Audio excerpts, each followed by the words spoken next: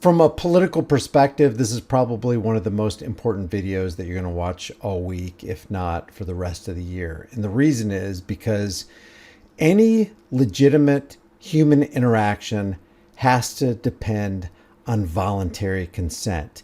Any attempt to force somebody to have a relationship with you or do things that they don't want to do is inherently immoral. And the entirety of politics is built on that immoral foundation, whether it's left politics or right politics. So what you have here is Luke Beasley and this lady named Shiva on this program called Jubilee. It's called Surrounded. And Luke Beasley is a Democrat. Shiva is pro-Trump. And basically this is MAGA versus one Democrat. And Luke Beasley's claim is that Trump is an authoritarian threat to democracy. So the 20 people are going to argue their side on how they want their ruler to control everybody. Luke Beasley is going to argue from his side that he wants his controllers to control everybody. And all this debate, or any of these debates, will ever do is serve as a shallow distraction to the real core issue. And that is that the state or the government is the concept or the mental construct that seeks to control others against their will, which is the very definition of criminal activity. It's not about one man or a group of men or a party. It's about a mentality that thinks it's okay to initiate unjust force and violence on peaceful people who haven't done anything wrong and who simply want to be left alone. Now, because Jubilee is so protective of their content, I have right here a transcript of this entire conversation, which lasts about 4 minutes and 27 seconds. And I might be able to play some small snippets and get away with it, but for the most part, I'm going to be referring to the transcript over here. So again, in this particular segment, in this discussion, Luke's claim is Trump is an authoritarian threat to democracy. After this initial introduction, this is what Shiva starts with. Number one, we are not a democracy. I know that you guys say a democratic republic. We're a constitutional republic. Now, I hear this a lot. We are a constitutional representative republic. To which Luke says... I mean, when we do... Democratic republic. Well, so he says constitutional democratic republic, and she says constitutional representative republic. And then they throw a fact check up here saying the United States is a democratic republic. The people elect representatives who then make laws on their behalf rather than a direct democracy where the people would vote on every single law. From the voluntary moral perspective, where all legitimate interaction must be consensual and any initiation of force is immoral, this entire debate between Trump supporting people and Luke Beasley falls on its face. Number one, a constitutional republic versus a constitutional democratic republic is just a distinction without a difference. Both of these are wrong, or rather, both are semantically dodging the same truth. A republic means rule through elective representatives. A democracy means rule by the people or the majority. A constitutional version just means the rulers promise to follow a document, and we know that those rulers always, and I mean always, lie. But none of this changes the mechanism. A group of people, that's 51%, use violence to enforce law and control the lives, property, and choices of the other 49%.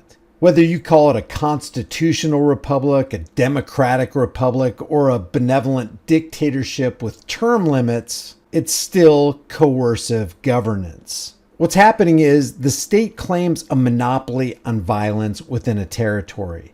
It extracts wealth, which they call taxes. It restricts movement, which they call borders and licenses. And it punishes non-compliance with fines, cages, and death. That's authoritarianism by definition, no matter how balanced the branches are or how democratic the voting ritual is. Now, both sides maintain, and you'll have to refer to the transcript on this, that the people put leaders in power. But who are the people? What happens is a subset of geographically concentrated people filtered through rigged primaries, gerrymandered districts, and an electoral college select rulers who then claim authority over everyone else, including those who didn't vote, couldn't vote, or voted against these rulers. This is not representation. It's territorial domination. It's authoritarianism. It's rightist authoritarianism or leftist authoritarianism, but it's still authoritarianism, which Luke and Shiva and everybody else in the room say they have a problem with. Kamala wasn't installed in a vacuum. She was selected by party elites.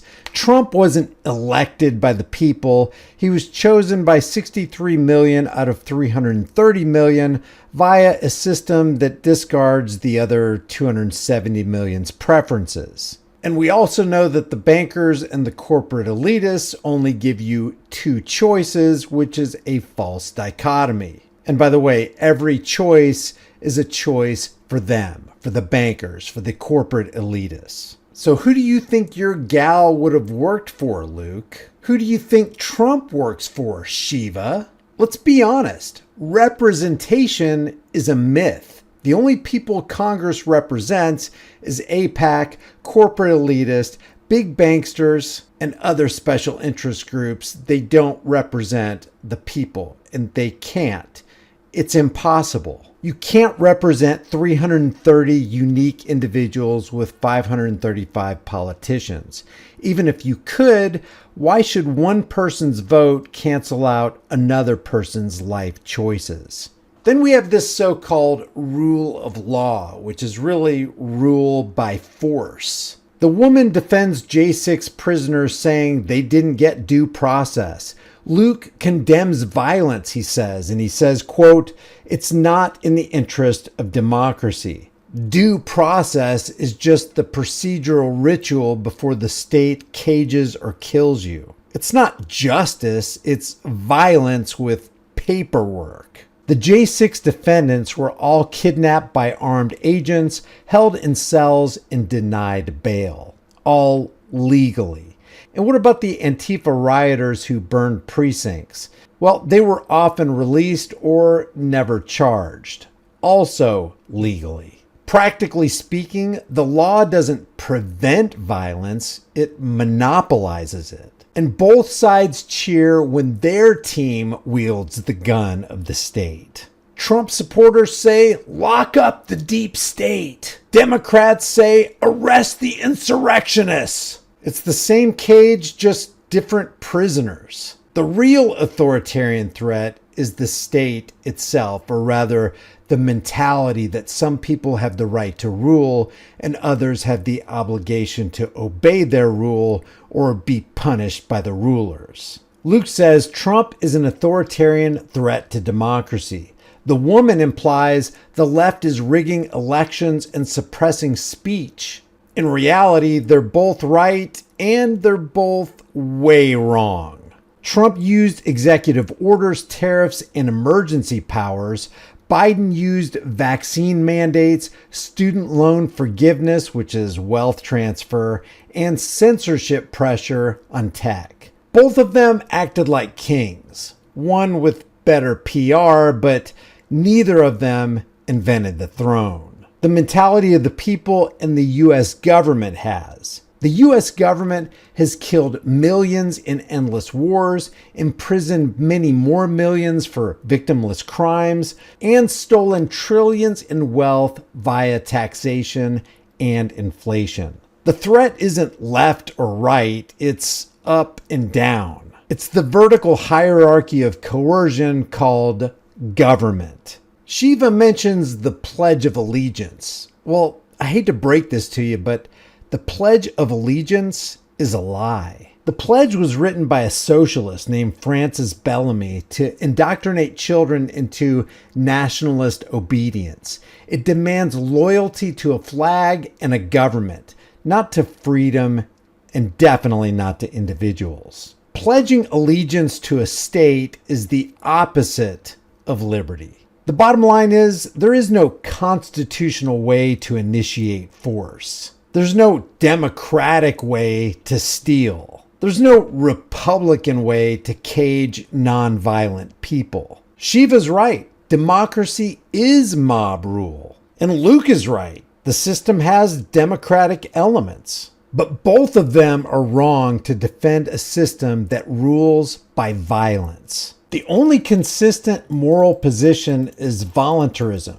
No one gets to vote on your life. No one gets to tax your labor. And no one gets to cage you for disobeying their leaders. Until we reject all forms of rulers and robbers, whether it's red, blue, or starred and striped, we just remain slaves on the plantation arguing over who holds the whip. Is that really the way we want to continue living? Leave your thoughts about this for the world and the global thought police in the comments section below. If you like these commentary videos, maybe you'll like some of my others. Check out my most popular playlist. If you want to support this channel, you can do it for free. Just like this video, share it with everybody you know, subscribe to the channel, hit the bell notification icon. If you want to support further, grab a shirt, become a channel member. Until next time, remember, the government is that armed, psychopathic, parasitic, vile, vicious, thieving gang that everybody's afraid will take over in the absence of government. I'll see you in the next video.